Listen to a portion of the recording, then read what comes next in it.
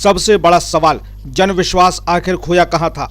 अगर जनता का भरोसा पहले से कायम था तो फिर उसे वापस जीतने के लिए अभियान की जरूरत क्यों पड़ी? प्रदेश में सीएम हेल्पलाइन भी है, जन सुनवाई भी है, कलेक्टर की बैठकें भी होती हैं, मंत्री विधायक लगातार दौरे करने का दावा भी करते हैं, फिर भी सरकार को अलग से जनविश्वास की जरूरत महसूस हुई। क्या इसका मतलब सिस्टम कहीं न कहीं जनता का विश्वास पूरी तरह नहीं जीत पाया, या फिर फाइलों में दर्ज समाधान और जमीन पर मिलने वाली राहत दोनों में अब भी बड़ा फर्क है? जनता यह भी पूछ रही है, अगर अधिकारी हर दिन जवाबदेह हैं तो हर शुक्रवार जवाबदेही याद दिलाने की जरूरत क्यों पड़ रही है?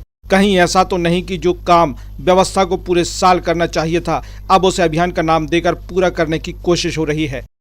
हमने कहा कि हमारे देश के अंदर मीटिंग बहुत होती, लेकिन कोई ऐसा दिन निकालें, तो हमने तय किया कि हर शुक्रवार के दिन ऑफिस में बैठ के कोई मीटिंग नहीं होगी, सब दौरे पे रहेंगे और नीचे के काम को देख करके जनता के बीच में रहने वाले, तो जन विश्वास उसी आधार पे हमने ये अपना कदम बढ़ाया। सरकार के लिए यह सिर्फ एक कार्यक्रम नहीं बल्कि अपनी ही प्रशासनिक मशीनरी की परीक्षा है। मंत्री जब गांव में जाएंगे तो क्या सिर्फ आवेदन लेकर लौटेंगे या अगले दौरे तक उसका समाधान भी दिखेगा? कलेक्टर जब चौपाल लगाएंगे तो क्या कार्यवाही वहीं होगी या शिकायत फिर किसी नई फाइल में दब जाएगी? और सबसे बड़ा सवाल, जन विश्वास अभियान शुरू हुआ है, लेकिन क्या अब प्रशासन को भी जनता का विश्वास जीतना पड़ेगा? क्योंकि जनता अब भाषण नहीं, बदलाव देखना चाहती है। आज से अभियान शुरू हो गया है। अब हर शुक्रवार सिर्फ जनता की नहीं, सरकार, मंत्री, विधायक और पूरे प्रशासन की भी परीक्षा होगी।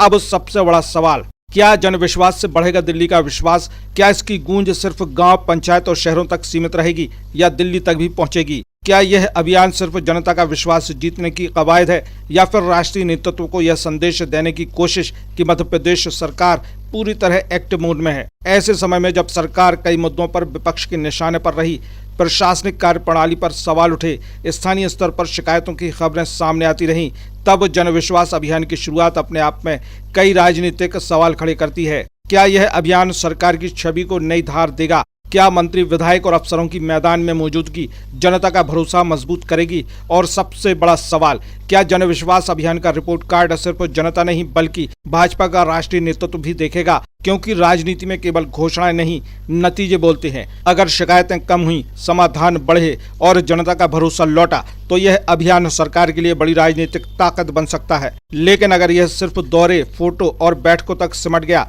तो विपक्ष के सवाल और तीखे होंगे। इसलिए आज से शुरू हुआ जन विश्वास अभियान सिर्फ जनता का नहीं, सरकार की विश्वसनीयता, प्रशासन की जवाबदेही और राजनीतिक नेतृत्व की परीक्षा भी है।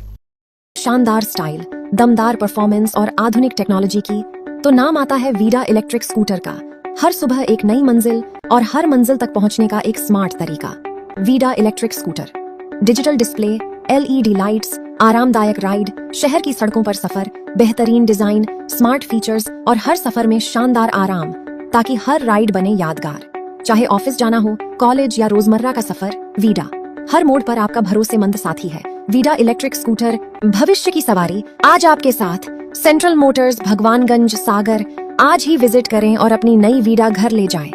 त्योहारों में स्पेशल ऑफर के साथ साहिल होंडा में आपका स्वागत है। अपने परिवार को दें प्यार और सुरक्षा का अनमोल उपहार एक नई होंडा बाइक या स्कूटर के साथ। 14,000 तक जीएसटी का फायदा। सीमित स्टॉक, असुविधा से बचने के लिए बुकिंग कराएं और अपनी मनपसंद होंडा को घर ले जाएं। कम डाउन पेमेंट, आसान फाइनेंस सुविधा, साथ में अनेकों उपहार। इस त्योहार को बनाएं यादगार। होंडा का होगा हाथ तो जुड़ जाएंगी खुशियां आपके साथ। तो पधारो हमारे होंडा साहब जी।